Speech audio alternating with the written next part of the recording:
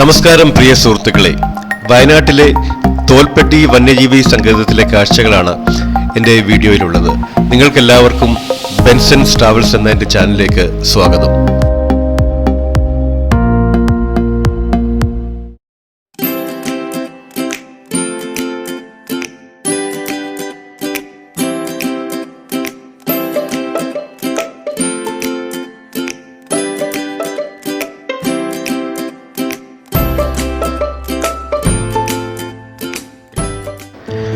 വയനാട്ടിലെ സുൽത്താൻ ബത്തേരിക്ക് അടുത്തുള്ള പനമരം എന്ന സ്ഥലത്തെ പാം ഗ്രോവ് റിട്രീറ്റിലാണ് ഞങ്ങളുടെ താമസം. 6 മുറികളും സിറ്റൗട്ടും കിച്ചണുമൊക്കെയുള്ള ഈ പ്രോപ്പർട്ടിയിൽ 2-3 ഫാമിലികൾക്ക് സുഖമായിട്ട് താമസിക്കാം. ഡിസംബർ ജനുവരി മാസങ്ങൾ കാപ്പിയുടെ വിളവെടുപ്പിന്റെ സീസണാണ്. ഈ എസ്റ്റേറ്റിൽ സ്ഥിരമായി കർണാടകത്തിൽ നിന്ന് വരുന്ന തൊഴിലാളികളാണ് കാപ്പിയുടെ വിളവെടുക്കുന്നത്.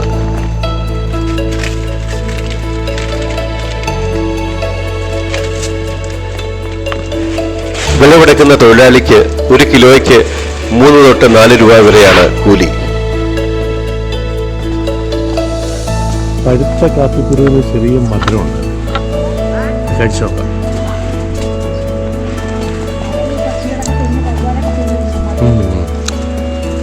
ചെറിയൊരു മധുരമുണ്ട് കാപ്പിക്കുരു.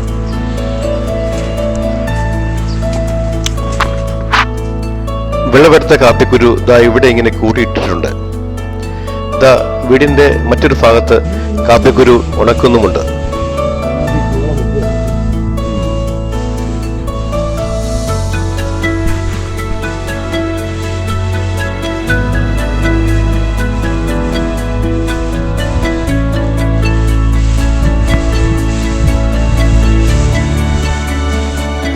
വയനാട്ടിലെ സുൽത്താൻ ബത്തേരിയിലും കൽപ്പറ്റയിലും ഒക്കെ നിങ്ങൾക്ക് നല്ല കാപ്പിപ്പൊടി വാങ്ങിക്കാൻ കിട്ടും. അതുകൊണ്ട് വയനാട് വരുമ്പോൾ മറക്കാതെ കാപ്പിപ്പൊടി വാങ്ങിക്കുക. ഇത് അനിത ഈ വീടിന്റെ കെയർടേക്കറാണ്. ഈ വീടും പരിസരവും ഇത്ര വൃത്തിയായി സൂക്ഷിക്കുന്നതിൽ അനിതയുടെ പങ്ക് ഒട്ടും ചെറുതല്ല. അപ്പൊ 1 കിലോയ്ക്ക് 3 രൂപ അല്ലേ? പൈസ നമ്മൾ ഒരുമിച്ച് കൊടുക്കും, അങ്ങനെ അല്ലേ? പൈസ ഒരുമിച്ച് കൊടുക്കും. ഫാമിലിയാ അങ്ങനെ ഫാമിലിയാവല്ലേ? ഫാമിലിയാ. അടുത്ത ദിവസം രാവിലെ വയനാടിന്റെ കോഫിയുടെ ടേസ്റ്റ് ഒക്കെ അറിഞ്ഞിട്ട് ഞങ്ങൾ തോൽപ്പെട്ടിയിലേക്ക് പുറപ്പെടുകയാണ്. കുറച്ച് താമസിച്ചാണ് ഞങ്ങൾ ഞങ്ങളുടെ യാത്ര ആരംഭിച്ചത്. അതുകൊണ്ട് പോകുന്ന വഴിയിൽ കണ്ട ഈ വീട്ടിലെ ഊണ് ഞങ്ങൾ കഴിച്ചു.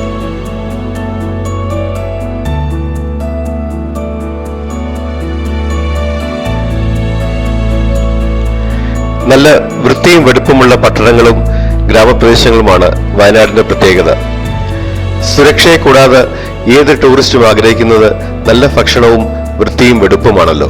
അതുകൊണ്ട് തന്നെ വയനാട് ടൂറിസത്തിന് ഒരു പുതിയ ഉണർവ് വന്നിട്ടുണ്ട്.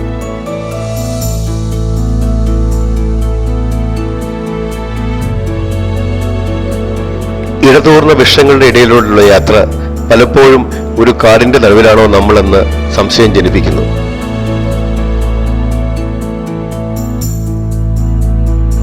സുൽത്താൻ ബത്തേരിയിൽ നിന്നും ഏതാണ്ട് 55 കിലോമീറ്റർ ദൂരമുണ്ട് തോൽപ്പെട്ടിയിലേക്ക്. നമ്മളങ്ങനെ തോൽപ്പെട്ടിയിൽ എത്തിയിരിക്കുകയാണ്. ഇവിടുത്തെ സന്ദർശന സമയം രാവിലെ 7 മുതൽ 10 മണി വരെയും വൈകിട്ട് 3 മുതൽ 5 മണി വരെയുമാണ്. ഞങ്ങൾ 4 മണിക്കുള്ള ടിക്കറ്റാണ് എടുത്തിരിക്കുന്നത്. വൈകുന്നേരങ്ങളിൽ മൃഗങ്ങളെ കാണാനുള്ള ചാൻസസ് കൂടുതലാണത്രേ. പ്രവേശന കവാടത്തിന് മുന്നിൽ ഒരു ഇക്കോ ഷോപ്പ് ഉണ്ട്. തേനാണ് ഇവിടുത്തെ പ്രധാന സെല്ലിംഗ് ഐറ്റം. വനത്തിൽ നിന്ന് കിട്ടുന്ന തേൻ ശേഖരിച്ച് ശുദ്ധീകരിച്ച് ഇവിടെ കുപ്പികളിലാക്കി വിൽക്കുന്നു.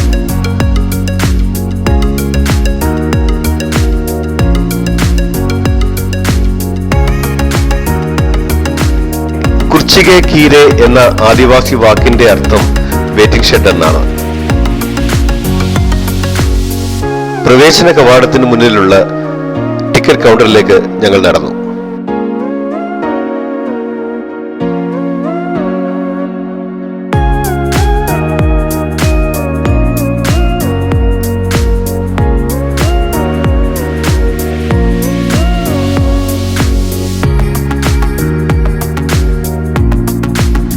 115 രൂപയാണ് ഒരാൾക്കുള്ള എൻട്രി ഫീസ്. അതുകൂടാതെ നമ്മൾ സഫാരി ജീപ്പ് വാടകയ്ക്ക് എടുക്കുമ്പോൾ 2100 രൂപയാണ് 4 പേർക്ക് ചാർജ് ചെയ്യുന്നത്. ഞങ്ങൾ 5 പേരുണ്ടായിരുന്നു, അതുകൊണ്ട് 2420 രൂപ കൊടുക്കേണ്ടി വന്നു. ഇവിടെ പേയ്മെന്റ് സ്വീകരിക്കുന്നത് UPI ട്രാൻസാക്ഷൻ മുഖാന്തരമോ അല്ലെങ്കിൽ കാർഡ് മുഖാന്തരമോ മാത്രമാണ്.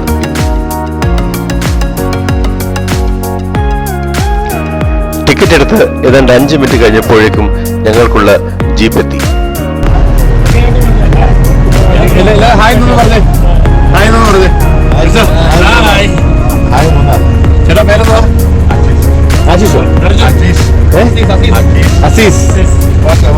ഓക്കെ.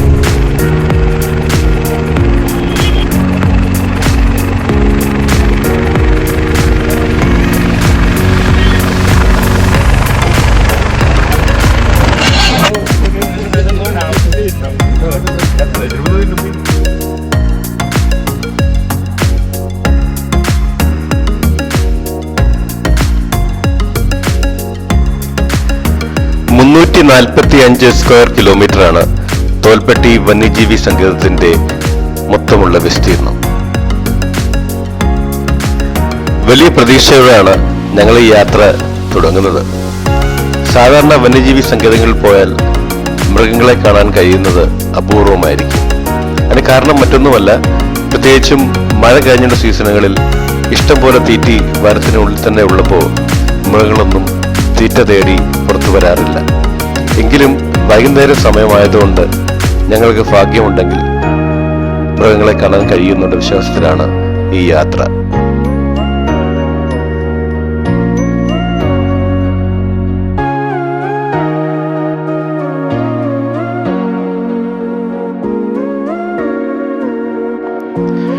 ഒക്ടോബർ മുതൽ ഫെബ്രുവരി വരെയുള്ള സമയമാണ് ഈ കാട് സന്ദർശിക്കാൻ പറ്റിയ സമയം.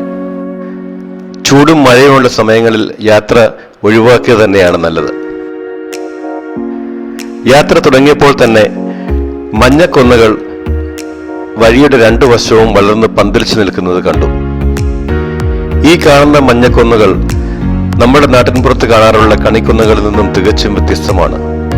ഇത് കുറേയേറെ വർഷങ്ങൾക്ക് മുൻപ് വനം വികസിപ്പിക്കുന്നതിന്റെ ഭാഗമായി വിദേശത്തു നിന്ന് ഇറക്കുമതി ചെയ്ത് ഇവിടെ കൊണ്ട് നട്ടവയാണ്.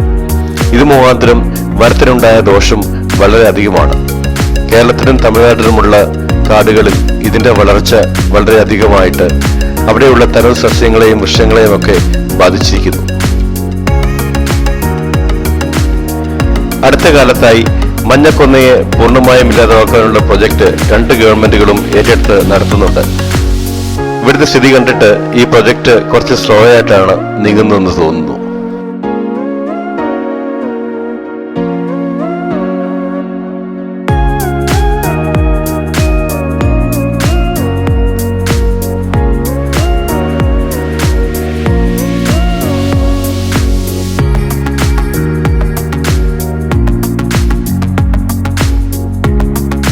അടുത്ത കാലത്തായി വയനാട്ടിൽ വന്യമൃഗങ്ങളുടെ ആക്രമണം പെരുകിയിരിക്കുന്നു.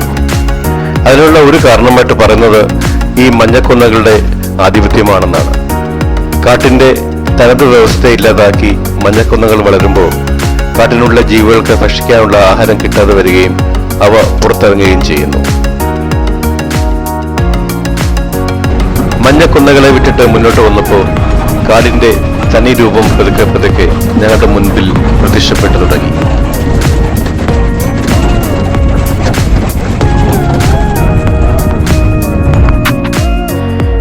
ഇടതൂർന്ന കാടുകളും പുൽമേടുകളുമൊക്കെ ഞങ്ങളുടെ യാത്രയിൽ പതുക്കെ പ്രത്യക്ഷപ്പെട്ടു തുടങ്ങി.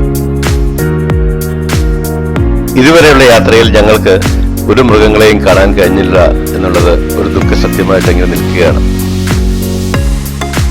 മൃഗങ്ങളെ കൂടാതെ ഏതാണ്ട് 300-ലധികം പക്ഷികളുടെ ആവാസ കേന്ദ്രമാണ് തോൽപ്പെട്ടി വനമേഖല. ഏതാണ്ട് 90-നടുത്ത് ആനകളും 35-നടുത്ത് കടുവകളും ഈ ഫോറസ്റ്റിലുണ്ടെന്നാണ് ഡ്രൈവർ ഞങ്ങളോട് പറഞ്ഞത്. വന്യജീവികൾ പുറത്തിറങ്ങി ആൾക്കാരെ ആക്രമിക്കാതിരിക്കുവാൻ വേണ്ടി വനത്തിനുള്ളിൽ തന്നെ ധാരാളം പുതിയ കുളങ്ങൾ കുഴിക്കുന്നുണ്ട് ഗവൺമെന്റ് ഇപ്പോൾ.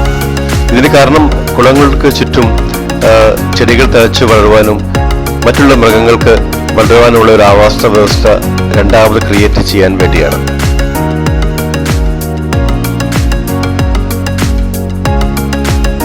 സുന്ദരമായ ഈ വനപാതയിലൂടെ ഇങ്ങനെ വണ്ടിയിൽ കയറി യാത്ര ചെയ്യുവാൻ തന്നെ ഒരു പ്രത്യേക സുഖമാണ്.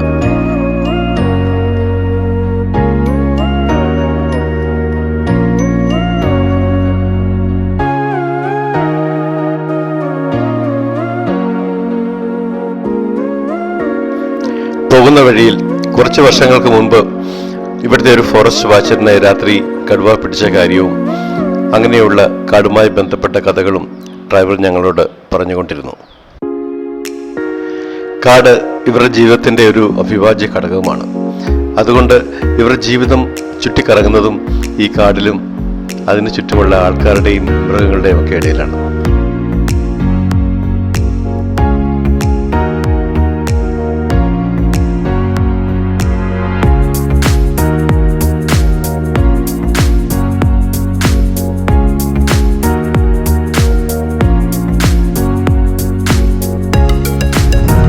ജീപ്പിന്റെ ഇഞ്ചിന്റെ സൗണ്ട് കാടിന്റെ സ്വച്ഛതയ്ക്ക് ചിലപ്പോഴൊക്കെ മങ്ങലേൽപ്പിക്കുന്നതായിട്ട് തോന്നി.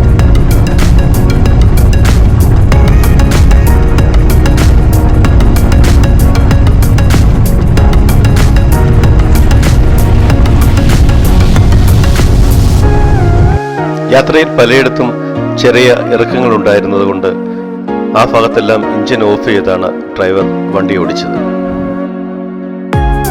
ഇങ്ങനെ ഓടിക്കുന്നത് കൊണ്ട് ഒരു പ്രയോജനം കൂടിയുണ്ട്. ഇഞ്ചിന്റെ ശബ്ദം കേട്ട് മൃഗങ്ങളൊന്നും മാറിപ്പോവുകയില്ല.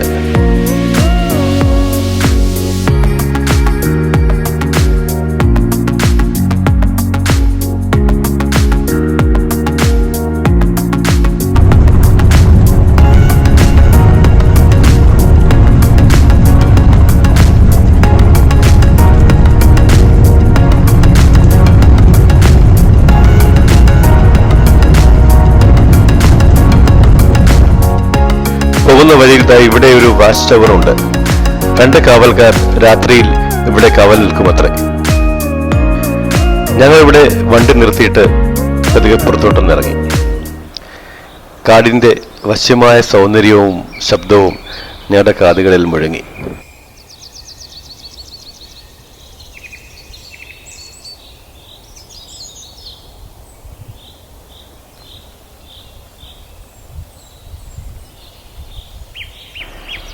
യാത്ര തുടരുമ്പോൾ ഞങ്ങളുടെ മുന്നിൽ റോഡ് ക്രോസ് ചെയ്ത് ഒരു കലവാൻ കൂട്ടം.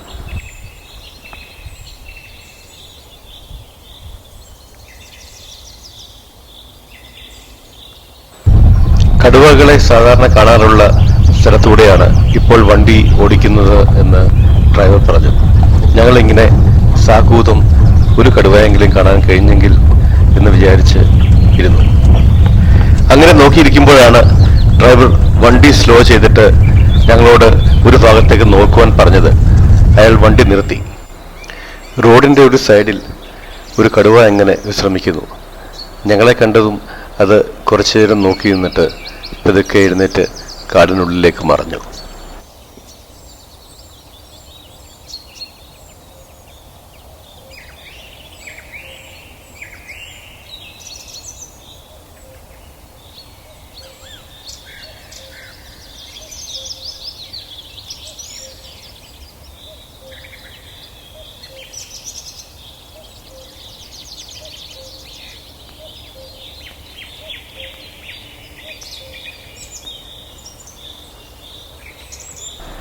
ഒരു കുറ്റിച്ചെടിയുടെ മറവിൽ നിന്ന് കടുവ ഞങ്ങളെ ഇങ്ങനെ വീക്ഷിച്ചു കൊണ്ടിരുന്നു.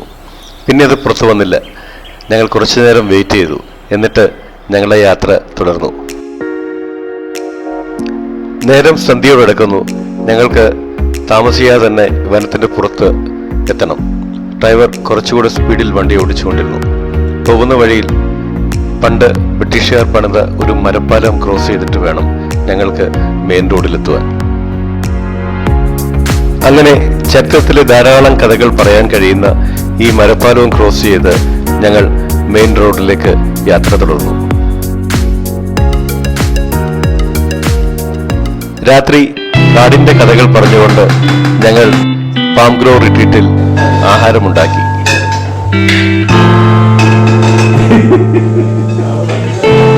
ആൾക്കാരൊക്കെ ഇങ്ങനെ ശബ്ദമൊക്കെ ഉണ്ടാക്കി.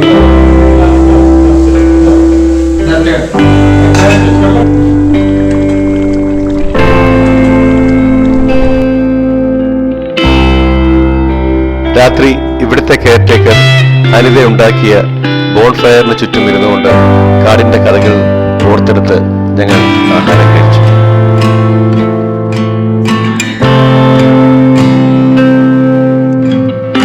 വീഡിയോ ഇഷ്ടമായെങ്കിൽ സബ്സ്ക്രൈബ് ചെയ്യാൻ മറക്കരുത്. This is Benson signing off from Benson travels.